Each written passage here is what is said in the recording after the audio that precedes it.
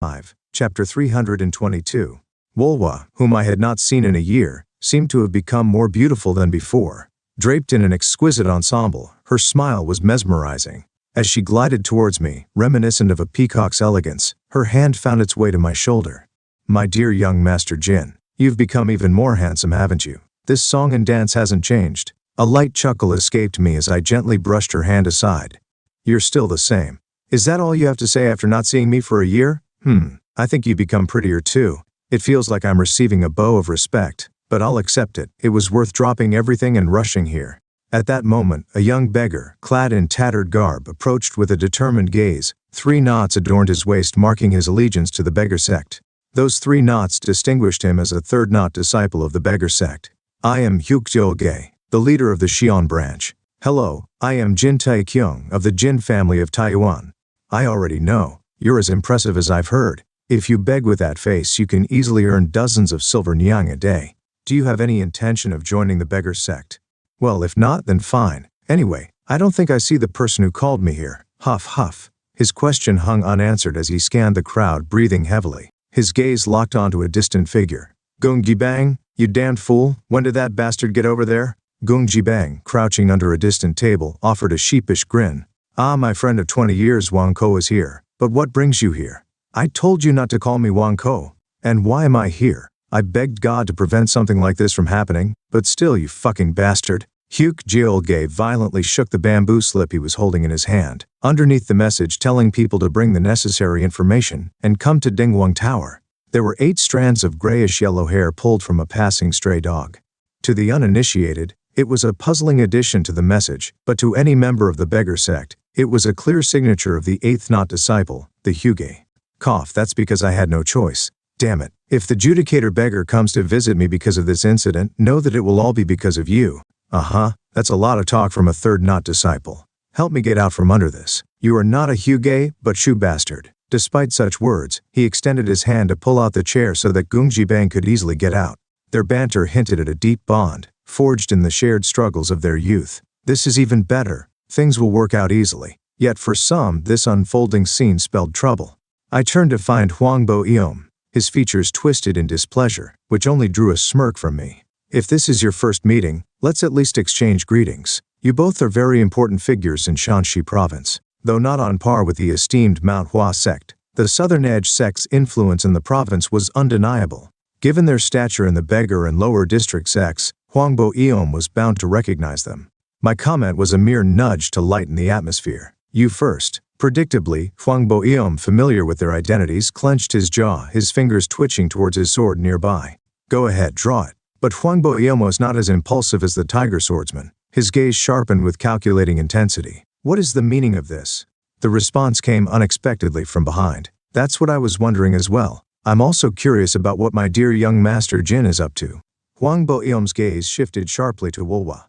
"The lower district sect has no place in this matter. I advise you to leave." "Grandmaster Huang Bo-eom, I'm sorry, but that might be a bit difficult," Manwha replied, wearing a radiant smile. "I've already taken on a commission courtesy of my dear Jin Taekyung here, right?"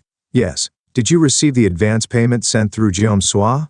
"Of course I did. But 1 silver nyang is too meager. I will require a more generous reward later, so be prepared." "I don't know how generous it will be, but that was a concern for another time." Huang Bo-eom, silent yet seething, turned his ire towards Hyuk-Jil-Ge. "What is the beggar sect planning?" "Grandmaster Huang, the current situation is really—" Hyuk-Jil-Ge began, scratching his unkempt hair and bowing respectfully. "I am sorry. It's beyond my ability to handle." "Is that the will of the beggar sect?" Hyuk-Jil-Ge, startled, bowed deeper. "Oh, certainly not. How could a mere 3rd knot like me speak for the entire sect?" "Then step aside, unless you want to be enemies with me." "But our sect's rules complicate matters. I can't simply step aside." "You call that an excuse?" "It's not an excuse, it's a fact. Right, Hyuge?" Gung Jibang nodded, avoiding Huang Bo-eom's gaze. "That's right. The elders looked into this situation, saying it was too late for the beggar sect to intervene, but they said let's see how it unfolds." Huang Bo-eom, who looked at the 2 people in turn, shouted like thunder. "Enough with the excuses. The beggar sect should just withdraw already." Thud! With a thunderous crash, he slammed his palm onto the table. Under the force of his energy, the table splintered, echoing his fury. And then, "Oh my! This is something." At this, both Gung Jibang and Hyuk-Jil-Ge's demeanor shifted. Exchanging knowing looks, they chuckled amidst the debris. Hey Jibang, seems we're really beggars. Even here we're treated like beggars. Right, I feel like a beggar today more than ever. It puts me in a shitty mood. Maybe I should call all the beggars in Shanxi province. That's my job as the branch leader. If I gather the ones just in Xi'an, I'd have about 1,000, right?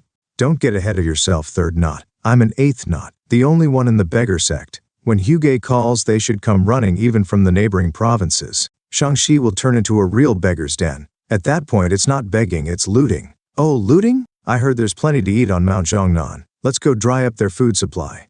Not Alibaba and the 40 thieves, but Gung Jibang and the 10,000 beggars. I knew the beggar sect was a major faction with 100,000 members, but hearing this it feels overwhelming. Like a swarm of locusts. If 10,000 beggars descended upon Mount Zhongnan, within a month, it would transform from a lush mountain to a barren wasteland. The natural fauna would be decimated, and even the edible grass and tree bark would be stripped bare. What kind of nonsense are you spouting now? Huangbo Eom's aged hands quivered with indignation. Do you think this old man would stand by and watch that happen? I will personally request that the head of your sect punish you two. Do as you wish. He might get beaten to death by my master, but surely my master wouldn't kill his only disciple. However, Gung Jibang's tone turned ominously deep like a shadowy abyss. As the Huge of the beggar sect, I have issued an order to the Xi'an branch, and only 2 people in the world can override the Huge's orders: the Dragon-Head Lord, leader of the 100,000 members of the beggar sect, and the Judicator Beggar, who enforces our rules. Note, the direct translation of the moniker here is the Dragon-Head Lord. This is the leader of the beggar sect, previously believed to be the Boundless Seeker. This may be his official title within the beggar sect, as the leader of the sect should be the keeper of the 18 subduing dragon palms. My master, the Dragon-Head Lord, has often said, "Do we have no homes or no pride?" Grandmaster Huang has offended the pride of a beggar. Furthermore, Gung Jibang is a high-ranking beggar. In his ragged grandeur, Gung Jibang exuded a strange, dignified air. A beggar indeed. His voice, rich with gravity yet discussing modest affairs, commanded the room's attention. Turning to Huge Jiolge, he inquired, "Did you bring everything I mentioned in the letter?" "Of course. How could I not follow Huge's orders?" At his signal, disciples from the Xi'an branch began methodically arranging bamboo slips, 100 in total. But that wasn't the end. "What are you waiting for? Time to contribute." At Wulwa's seductive voice, the standing members of the lower district sect began placing bundles of paper next to the bamboo slips. The amount of paper was comparable to the amount of bamboo slips. Huangbo Eom's face hardened at the sight unfolding before him. "What is this?"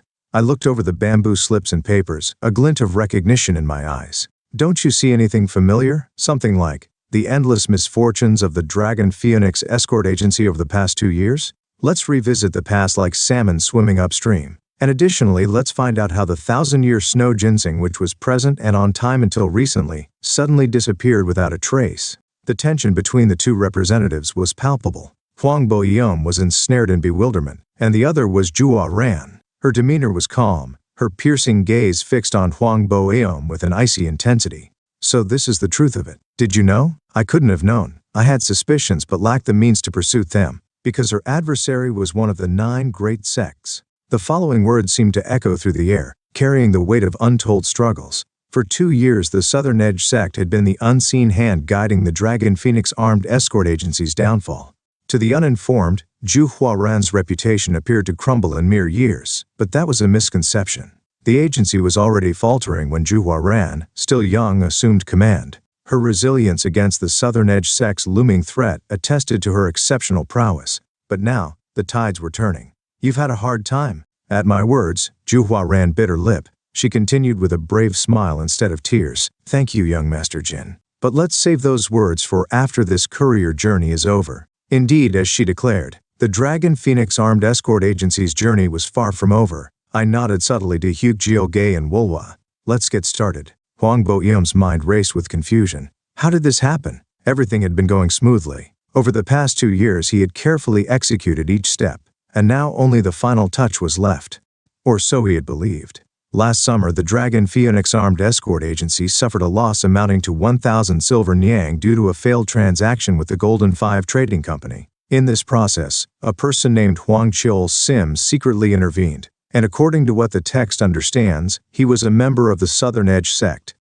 Note, the Golden 5 Trading Company is a direct translation of the term used here, but I don't think that we have ever seen something like this before. I am not 100% sure if this is a reference to something we have seen in the manhwa, or something random thrown in here for world building. The reports reaching Hwangbo Eum's ears sounded distant, almost surreal.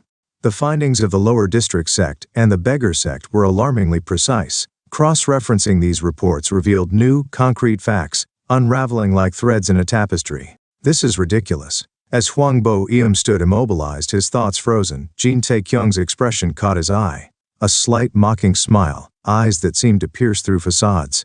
Jin Taekyung was mocking him. It's all because of him. If it weren't for him, if only. People said the Taiyi ruthless sword Hwangbo Eum was different from his martial brothers. But they were wrong. In that moment, rage consumed him entirely. In place of his cold, calculating heart, a more intense, murderous intent filled the void. You, swoosh! A sword drawn from thin air. A silver streak erupted from the scabbard that Hwangbo Eum grasped in his hand.